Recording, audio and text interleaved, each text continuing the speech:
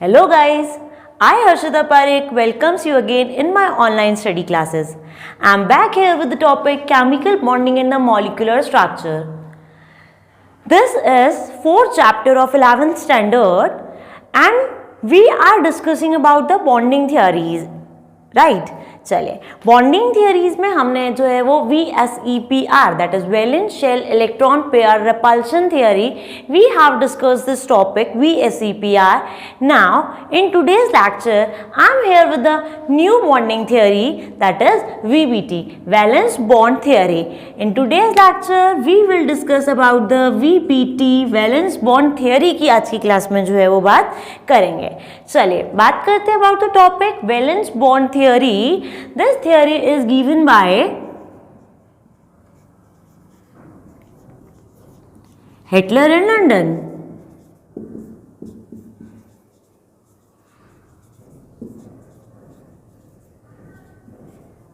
While developed by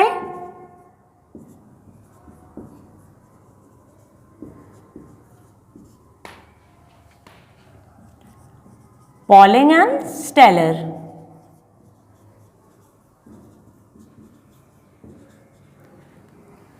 Right, okay. This is about the introduction of the theory, valence bond theory given by Hitler and London, developed by Pauling and Steller.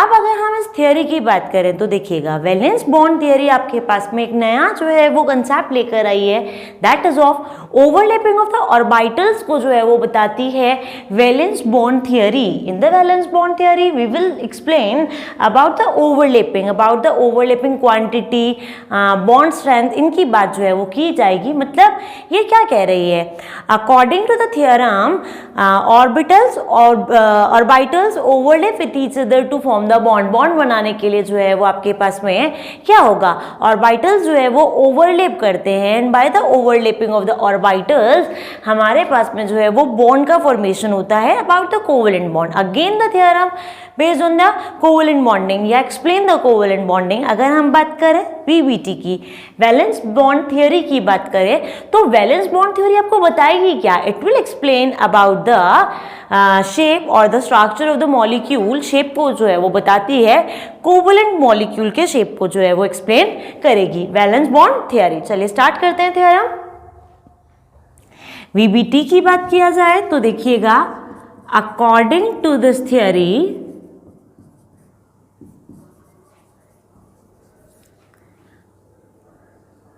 bond formation occur by the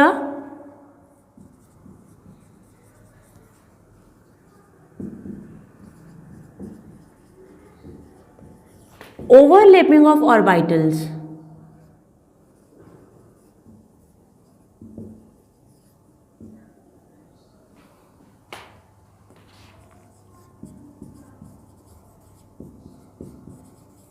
right क्या कहती है ये theorem कह रही है कि orbitals जो है उनकी ओवरलैपिंग से जो है वो बॉन्ड का फॉर्मेशन होता है.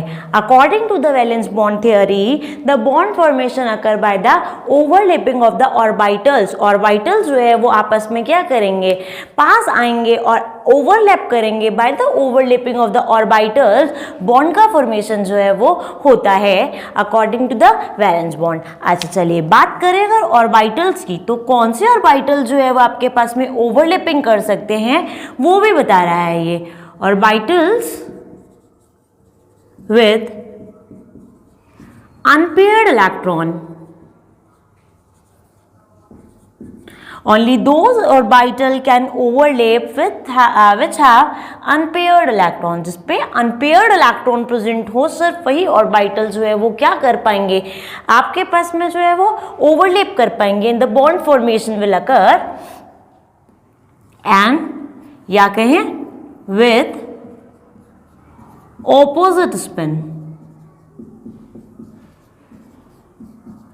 चलिए समझते हैं इस बात को, क्या कह रही है VBT. VBT says that orbitals जो है वो ओवरलैप कर रहे हैं, and bye the overlapping of the orbitals bond will B form here. If will just talk about the overlapping, only those orbitals can overlap which have unpaired electron, जिसमें unpaired electron present हो वही orbitals आपके पास में overlap करके bond का formation कर पाते हैं। अनपेयर्ड इलेक्ट्रॉन होना चाहिए, पहली कंडीशन। सेकंड कंडीशन क्या कह रही है, unpaired electron with opposite spin, means if the spin is parallel तो ये एंटी पैरेलल होना चाहिए। What we mean by this, ये देखिएगा ये क्या है, दीज आर द ऑर्बिटल्स। मान लीजिए मैं 1s और 1s ऑर्बिटल की ही बात कर लेती हूँ। In the shells, if will just talk about the structure of the atom, atom का स्ट्रक्चर अगर बात करें तो हमने जो है वो ये पता होता है, nucleus, around the nucleus there will be some imaginary pathways that are shells, right? In the shells there will be subshells, in the shells there will be subshells, in the subshells there will be orbitals, there will be orbitals, in the orbitals electron will be filled, electron जो है वो कहाँ भरे जाएंगे, electron भरे जाएंगे in the orbitals जो कि सबशेल्स पे प्रेजेंट है, और सबशेल जो है वो शेल में प्रेजेंट है। Just like suppose that this is nucleus in which proton and neutrons are present. Around the nucleus there are some imaginary pathways जहाँ पे इलेक्ट्रॉन जो है वो क्या करते हैं, रिवॉल्व करते रहते हैं, इलेक्ट्रॉन रिवॉल्व करते रहते हैं around the nucleus, right, and these are the imaginary pathways which are termed as shells. This is the first shell or the K shell, second shell L shell, third shell will be M shell, and the fourth shell will be N shell, right? K, L, M, N respectively. These are the shells which can be present in the element, right? Okay, now we'll just talk about the shells. In the shells there are subshells just like S, P, D and the F. S subshell, P subshell, D subshell and the F subshell, right? In the subshells there will be orbitals. In the S subshell आपके पास में जो है वो कितने orbital होते हैं, only one orbital is there in the S subshell. In the P subshell there will be three orbitals in the P subshell. In D subshell there will be five orbitals in the D subshell, and in the F subshell there will be 7 orbitals, right? ये मैंने जो बनाया है this is one orbital of the S subshell. तो ये first shell का S subshell और इसका ऑर्बिटल जो है वो मैंने यहाँ पे ड्रॉ किया है, this is 1s in the 1s. तो हमने क्या कहा, orbital, only those orbitals can overlap which have unpaired electron, उनमें अनपेयर्ड इलेक्ट्रॉन होना चाहिए. In one orbital 2 electrons can be filled, right, एक ऑर्बिटल में 2 इलेक्ट्रॉन मैक्सिमम फिल हो सकते हैं, and that electrons should be have the opposite symmetry, opposite spin इनका जो है वो होना चाहिए.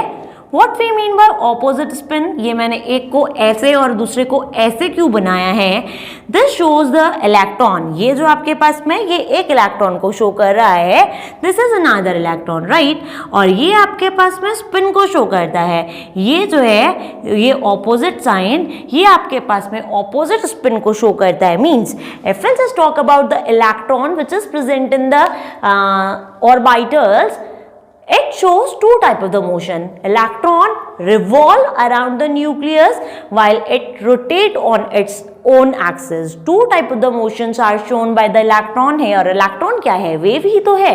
इलेक्ट्रॉन क्या होता है, वेव होती है, राइट. अच्छा जी, अब अगर हम बात करें इलेक्ट्रॉन का, तो इलेक्ट्रॉन जो है वो क्या कर रहा है, electron shows 2 types of the motion here in the any of the system, and these are rotation on its own axis, rotate कर रहा है अपने एक्सिस पर. इफ इट इज न्यूक्लियस तो ये अराउंड द न्यूक्लियस भी जो है वो मूव करता है, अपने एक्सिस पे भी रोटेट कर रहा है और अराउंड द न्यूक्लियस भी रिवॉल्व करता है. It means revolve and the rotate, these are the 2 type of the motion which is shown by the electron air, right. चलिए अब अगर हम बात करें रोटेशन की, रोटेशन कैन बी इधर क्लॉकवाइज और एंटी क्लॉकवाइज, राइट। इधर क्लॉकवाइज रोटेशन और anti clockwise rotation can be occur here. तो हम वही बात कर रहे हैं। ये क्या है, अगर मान लीजिए इलेक्ट्रॉन का रोटेशन क्लॉकवाइज है, उसको आप कहते हैं parallel spin, that is parallel spin, clockwise spin है, ठीक है। दूसरा वाला एंटी क्लॉकवाइज जो है वो रोटेट कर रहा है, एंटी पैरेलल जो है वो आपके पास में स्पिन होगा, राइट। तो ये हुआ about the opposite spin.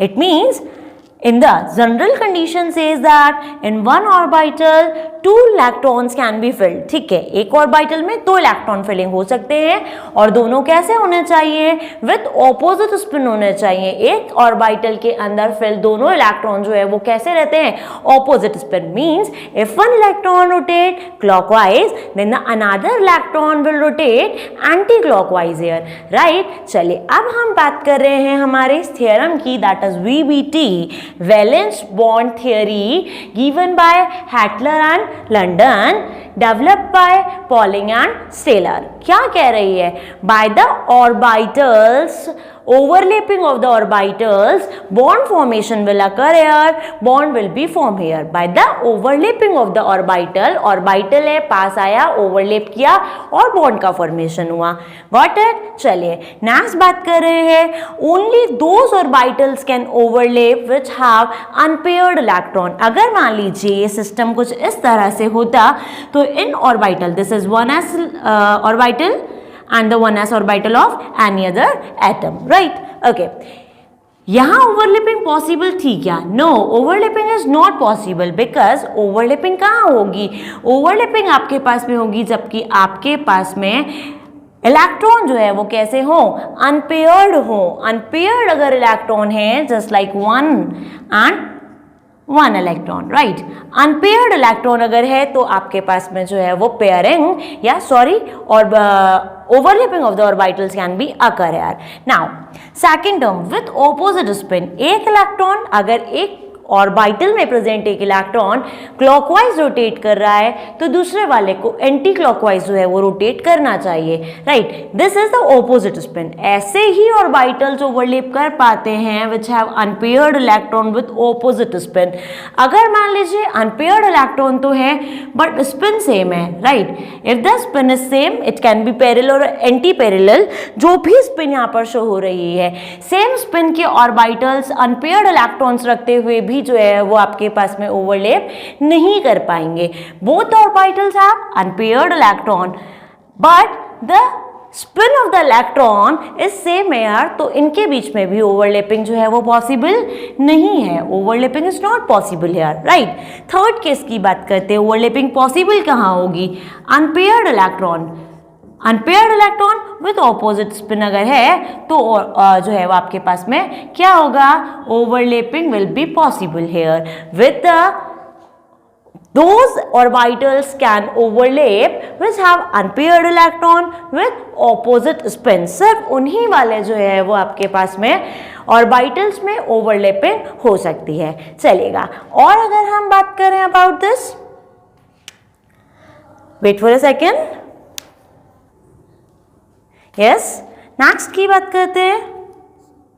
Bye the overlapping हो क्या रहा है, potential energy of the orbital decreases here. Energy जितना कम, स्टेबिलिटी उतनी ही ज्यादा, and this is the reason there is decreasement in the potential energy. Potential energy कम, energy is inversely proportional with the energy is inversely proportional with the stability, right. चलिए बात कर ली थी हमने ये। आप देखिएगा पोटेंशियल एनर्जी क्या है, कम है। जितना कम पोटेंशियल एनर्जी होगा स्टेबिलिटी उतना ही ज़्यादा होगा। दैट इज वाई एटम के कंपैरिजन में मॉलिक्यूल जो है वो ज़्यादा स्टेबल होता है, मॉलिक्यूल की स्टेबिलिटी जो है वो ज़्यादा होती है। What is the reason here, reason की अगर बात करें तो हम कह रहे हैं bye the overlapping of orbitals, by overlapping of orbitals, by overlapping of orbitals By overlapping of orbitals, potential energy decreases here of orbital, due to which molecules are more stable than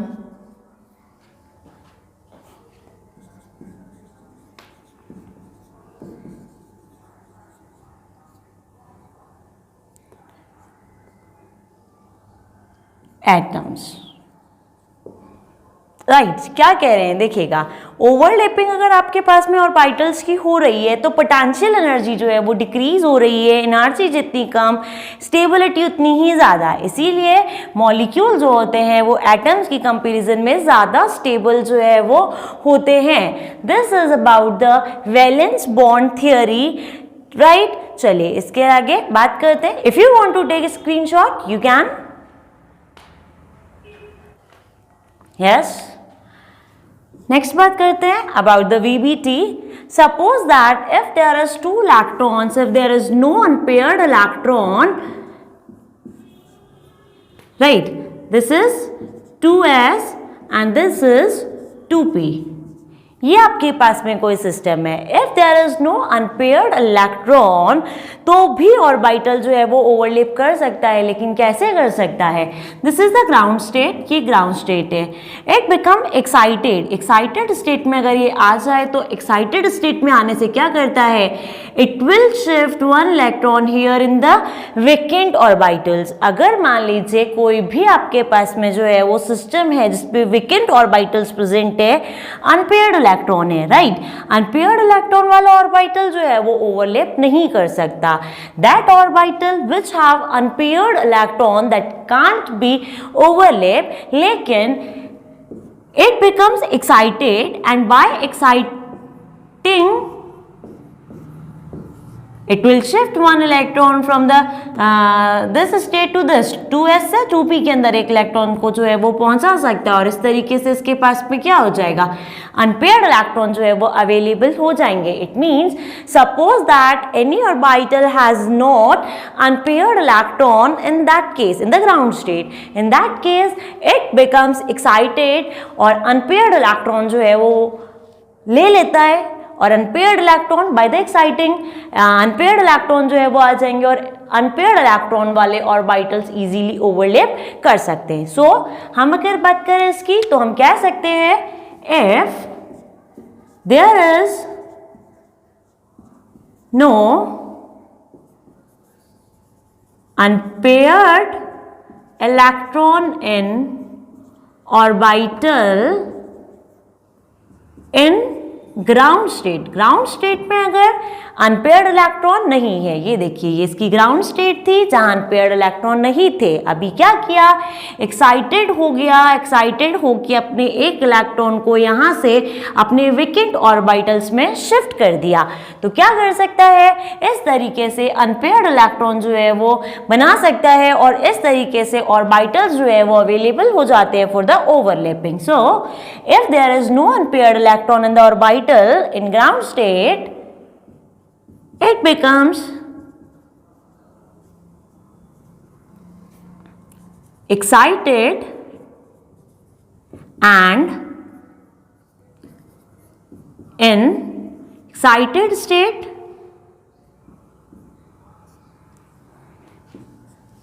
it has unpaired electron. So, orbital can overlap now. Orbital अभी जो है वो unpaired electron वाला है और अब जो है वो ओवरलैपिंग जो है वो यहाँ पे पॉसिबल होगी. राइट, चलिए और अगर हम बात करें ओवरलैपिंग क्वांटिटी की बात करते हैं. ओवरलैपिंग क्वांटिटी अभी बात करेंगे ओवरलैपिंग की. ओवरलैपिंग क्वांटिटी जितनी ज़्यादा है overlapping between the orbitals SS, SP, PP, उन सब की बात हम करेंगे. ओवरलैपिंग क्वांटिटी अगर जितनी ज़्यादा है तो आपके पास में बॉन्ड स्ट्रेंथ भी जो है वो उतना ही ज़्यादा होगा, उतना ही हाई होगा. If the overlapping quantity is high, it means bond strength will be high. चलिए देखते हैं यहाँ अगर हम बात करें अबाउट द सिस्टम जिसमें कि ओवरलैपिंग देखिएगा नहीं है, this is there is no overlapping, सिर्फ और सिर्फ अट्रैक्शन है, ड्यू टू द अट्रैक्शन ये पास पास है, ठीक है। यहाँ थोड़ा सा फोर्स लगाइए, ये क्या हो जाएगा, the bond will be break, और ये टाइप का फोर्स होता है ionic bond. In the ionic bond आपके पास में होता क्या है, there is only force of attraction, right, bonding नहीं होती एक्चुअल में। फोर्स ऑफ अट्रैक्शन की वजह से टू ऑपोजिटली चार्ज आयंस एक दूसरे के साथ में जो है वो पास पास रहते हैं, नथिंग एल्स, राइट, चलेगा। It means if I just want to break the bond तो मुझे कम एनर्जी लगाना पड़ेगा। अब हम जो है वो बात कर लेते हैं अबाउट द ओवरलैपिंग। चलिए ओवरलैपिंग करवाया, ओवरलैपिंग है, अभी आप जो है वो उसको तोड़ के देखिएगा, थोड़ा ज़्यादा एनर्जी लगाना पड़ रहा है। ओवरलैपिंग क्वांटिटी को कर लीजिए high. If the overlapping quantity is high तो अब आपके पास में जो है वो बॉन्ड स्ट्रेंथ भी बहुत ज़्यादा हो जाती है, मतलब बॉन्ड को ब्रेक करने के लिए बहुत ज़्यादा एनर्जी जो है वो इस टाइम देना पड़ेगा। जितना ज़्यादा overlapping quantity, bond strength will be high and there is need more energy to break the bond. To break the bond आपको उतनी ही ज्यादा जो है वो एनर्जी जो है वो प्रोवाइड करवानी पड़ेगी, राइट। चलिए और अगर हम बात करें अबाउट द ओवरलैपिंग क्वांटिटी, अगर बात करें हम, ओवरलैपिंग क्वांटिटी डिपेंड किस पे कर रही है, overlapping quantity depends on nature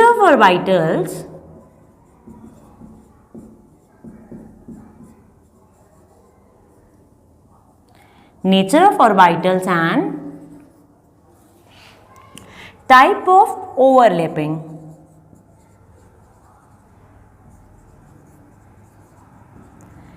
overlapping के टाइप्स को हम बात करेंगे अभी।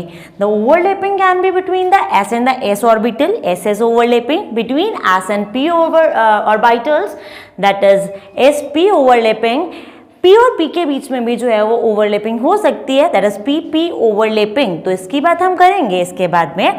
टाइप ऑफ ओवरलैपिंग पर डिपेंड कर रहा है, नेचर ऑफ द ऑर्बिटल्स पर डिपेंड कर रहा है कि ओवरलैपिंग क्वांटिटी जो है वो कितनी होगी, right. Nature of the orbital की अगर मैं बात करूं वो क्या हो सकता है, the orbital can hybridised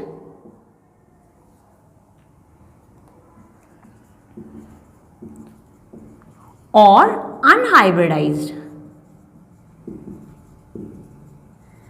The orbital can be hybridized or unhybridized.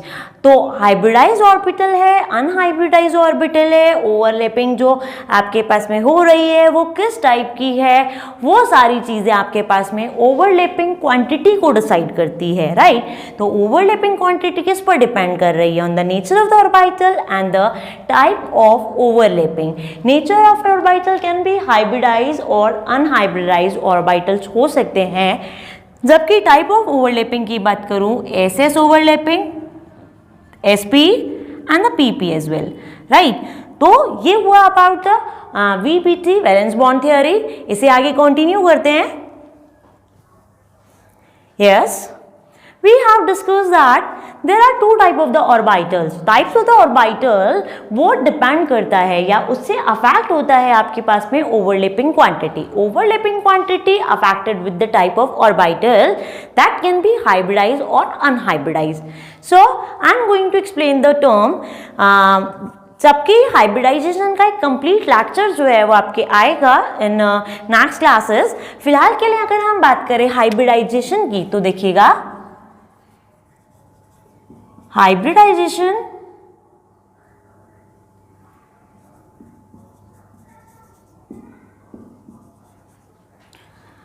occur to form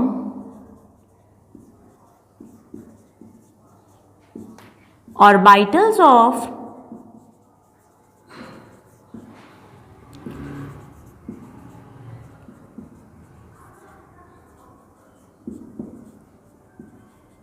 equivalent energy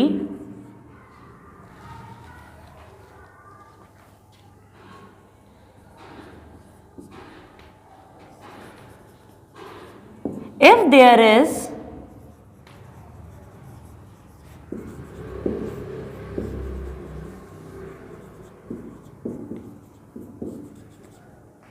energy difference between the orbitals. Yes, have a look, क्या कह रहे हैं? Suppose that two orbitals with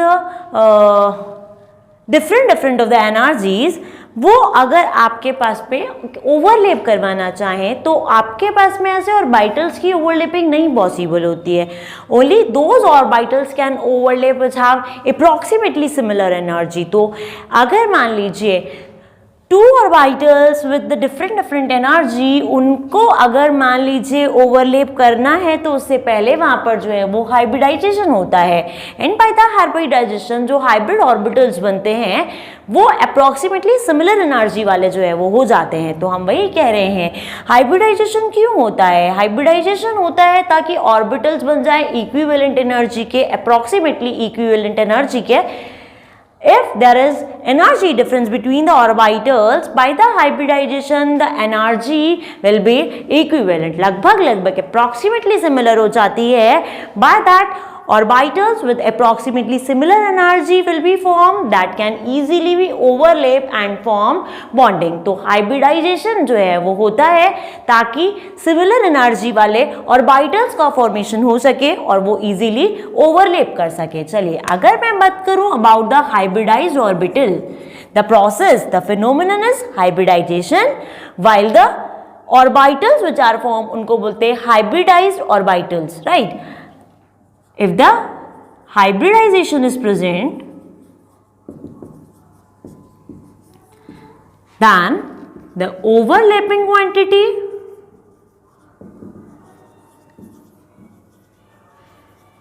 वो और भी ज्यादा हो जाती है, मतलब कि बॉन्ड स्ट्रेंथ जो है वो बहुत ज्यादा हो जाता है। Bond strength will be high. Hybridized orbitals हैं या नॉर्मल ऑर्बिटल्स हैं, हाइब्रिडाइज्ड ऑर्बिटल्स का बॉन्ड स्ट्रेंथ जो है वो नॉर्मल ऑर्बिटल्स के जो है वो ओवरलैपिंग से ज्यादा होता है, right? What I am saying, if the hybridization is present तो आपके पास में अनहाइब्रिडाइज्ड ऑर्बिटल्स की बॉन्ड स्ट्रेंथ कम होती है, हाइब्रिडाइज्ड ऑर्बिटल्स ज्यादा स्ट्रॉन्ग हो जाते हैं, बॉन्ड स्ट्रेंथ और भी ज्यादा हो जाती है, right? So this is about the valence bond theory, VBT. अब हम जो है वो वीबीटी की अगर बात करें तो ये आपके पास में एक्सप्लेन किस पे की गई? On the hydrogen molecule, right? VBT explain on the molecule of hydrogen molecule H2 molecule पर जो है वो वीबीटी को एक्सप्लेन किया गया। हमें अब बात करनी है वीबीटी के according formation of the H2 molecule की, इसके अलावा ओवरलैपिंग की हमको जो है वो बात करनी है। So keep watching. चलिए नेक्स्ट हम बात कर लेते हैं the formation of the H2 molecule according to the VBT. VBT से फॉर्मेशन जो होता है H2 मॉलिक्यूल का उसको समझने का ट्राई करते हैं। Formation of H2 molecule according to valence bond theory। According to the valence bond theory हम बात कर रहे हैं फॉर्मेशन ऑफ H2 मॉलिक्यूल का। So suppose that there are two atoms, These are two atoms of hydrogen। ये hydrogen का एक atom है and this is the another atom of hydrogen। Now if I'll just talk about these, in the atom of hydrogen here is one proton and one electron as well, right?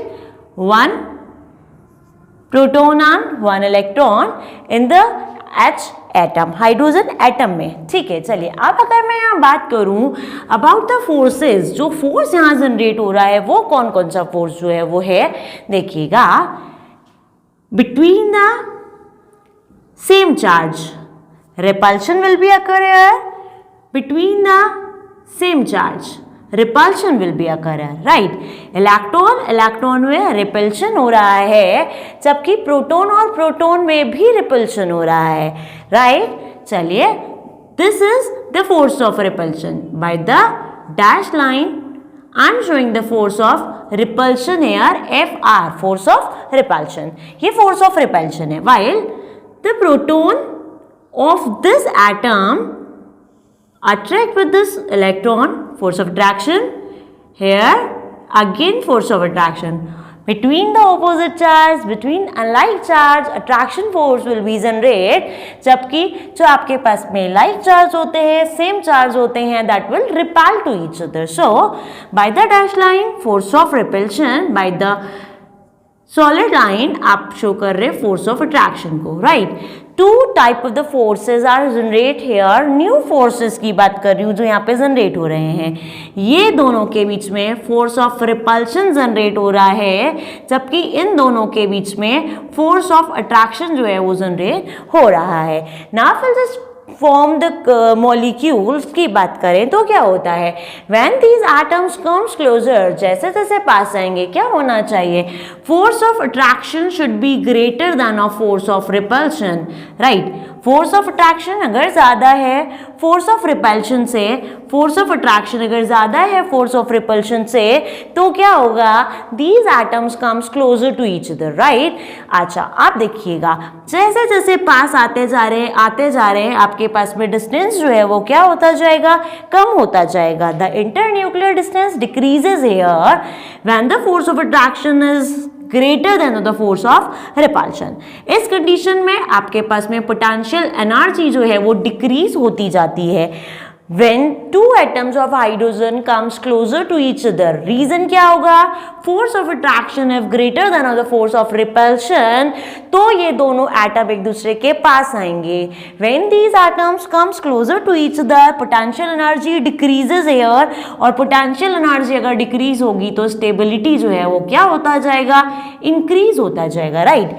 हो क्या रहा है, force of attraction बढ़ रहा है, force of repulsion धीरे धीरे क्या हो रहा है, कम हो रहा है. What I am saying that force of attraction increases here with decrease in the force of repulsion, right. जब बहुत दूर दूर थे तब अट्रैक्शन नहीं था, पास आते जा रहे हैं अट्रैक्शन बढ़ता जा रहा है, रिपल्शन कम होता जा रहा है, right.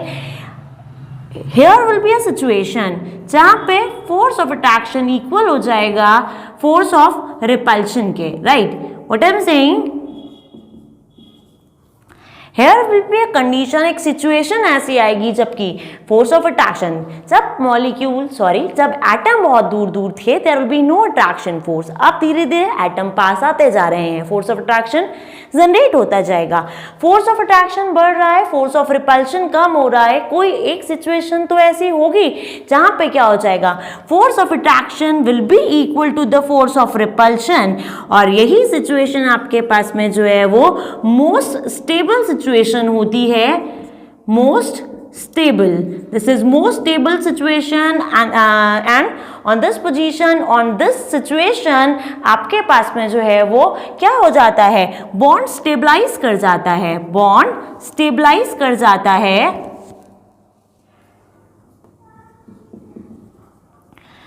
At this condition, when the force of attraction is equal to the force of repulsion, most stable condition है, bond stabilize कर जाएगा. और इस कंडीशन में जो डिस्टेंस होती है बिटवीन द न्यूक्लियसेस वही आपके पास में होती है इंटरन्यूक्लियर डिस्टेंस, या बॉन्ड लेंथ भी आप जो है वो वहीं से निकालते हैं, right. This is the bond stabilize condition जहाँ पे कि फोर्स ऑफ अट्रैक्शन इक्वल हो गया है फोर्स ऑफ रिपल्शन के. ये कंडीशन जो है ये मिनिमम एनर्जी की कंडीशन होती है. एनर्जी जो है वो सबसे कम हो गई है यहाँ पे, minimum energy automatically maximum stability, right. Minimum energy means maximum stability. This is the condition where the bond form, यही वही condition है जहाँ पे कि bond का formation जो है वो हो रहा है.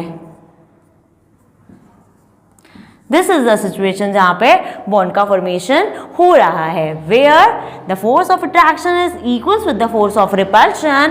तो अब आपके पास में जो है वो bond stabilize कर गया, सबसे stable condition है, सबसे stable है इसका मतलब minimum energy है, और bond जो है वो आपका इस condition में form जो है वो हो गया है. So this is about the bond formation कि हाइड्रोजन जो है वो मॉलिक्यूल के अंदर जो है वो हाइड्रोजन मॉलिक्यूल का फॉर्मेशन जो है है वो कैसे होता है, तो देखिएगा क्या हो रहा है, दो टाइप के फोर्सेज हैं यहाँ पे, force of attraction and the force of repulsion, right. Force of attraction and the force of repulsion. हो क्या रहा है, potential energy decreases here when these element, when these atoms comes closer, तो potential energy कम होती जाती है, attraction बढ़ता जाएगा, स्टेबिलिटी बढ़ती जाएगी, रिपल्शन कम होता जा रहा है। एक सिचुएशन ऐसी आएगी जहां पे फोर्स ऑफ अट्रैक्शन इक्वल हो जाता है with the force of repulsion. This is the condition which are showing the bond formation. यही वो कंडीशन है जो बॉन्ड फॉर्मेशन को शो करती है। So this is about the H2 molecule, formation of the H2 molecule की जो है वो हमने बात किया। नेक्स्ट हम इसका ग्राफिकल रिप्रेजेंटेशन अगर देखें, सो हैव अ लुक।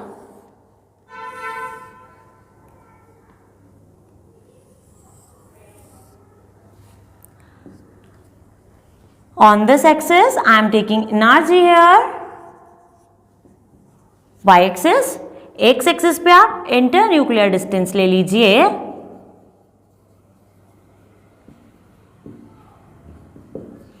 यहां पर जो है वो क्या है, These molecules are so far to each other, बहुत दूर दूर है, राइट। चलेगा, देखिए ये आपके पास में एनर्जी को शो कर रहा है and this shows the internuclear distance. देखिएगा हो क्या रहा है, जब ये मॉलिक्यूल दूर दूर थे आपके पास में एनर्जी जो है वो क्या थी, ज़्यादा थी, राइट। अभी सिचुएशन तक आते आते ये एटम्स एक दूसरे के पास आए हैं। देखिएगा एनर्जी जो है वो क्या हो रही है, decreases here, energy decreases here by decrement in the internuclear distance. पास पास आते गए, मतलब फोर्स ऑफ अट्रैक्शन जो है वो ज़्यादा है फोर्स ऑफ रिपल्शन से। एनर्जी क्या करती है, पोटेंशियल एनर्जी आप इसको ले लीजिए, potential energy will decrease by by decrement in the internuclear distance. ये जो है वो डिक्रीज करती जा रही है। चलेगा, मैं अगर इस सिचुएशन की बात करूं तो this is the situation where these orbitals overlap, ये ऑर्बिटल ओवरलैप कर गया है and this is the minimum energy state. Have a look, minimum energy state है ये, और यही वो कंडीशन है जो कि किसको शो कर रही है, बॉन्ड स्टेबलाइजेशन को शो कर रही है या फिर बॉन्ड फॉर्मेशन को शो कर रही है। ऑर्बिटल्स की ओवरलैपिंग हो गया है, इट मींस बॉन्ड का फॉर्मेशन जो है वो हो गया है। वीबीटी यही तो कहती है, by the overlapping of the orbital bond form here, तो बॉन्ड का फॉर्मेशन हुआ जहां पे कि एनर्जी मिनिमाइज थी और स्टेबिलिटी जो है वो सबसे ज्यादा थी, बॉन्ड फॉर्मेशन की कंडीशन जो है वो थी। आप मान लीजिए आप इससे ज्यादा और कम कर दीजिए, एटम को और पास लेते आइए, क्या होगा, it will be drop into the another one.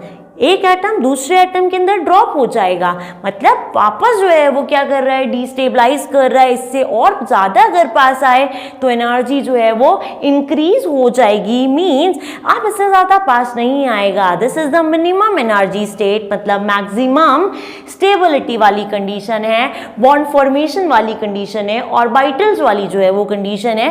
So this is about the formation of the H2 molecule. हमने फोर्स की बात की, हमने ग्राफिकल रिप्रेजेंटेशन की बात की। ये इसी के साथ में हमारा ये जो टॉपिक है वीबीटी वैलेंस बॉन्ड थ्योरी वो जो है वो कंप्लीट होता है। अब अगर हम बात करेंगे कंप्लीट तो हमें इसमें एक दो फिनोमिनन्स को जो है वो और पढ़ना होता है, that is orbitals, overlapping of the orbitals and the hybridization as well. We will discuss the next topic, वो इसी का सब पार्ट है, इसी में जो है वो हमें पढ़ना है ऑर्बिटल्स की overlapping and the hybridization as well. We will discuss that topic in the next class. I hope you enjoyed this class. आपको समझ आया होगा. So keep watching, keep studying, stay home, stay safe, and yes, of course, thank you so much for watching. Bye.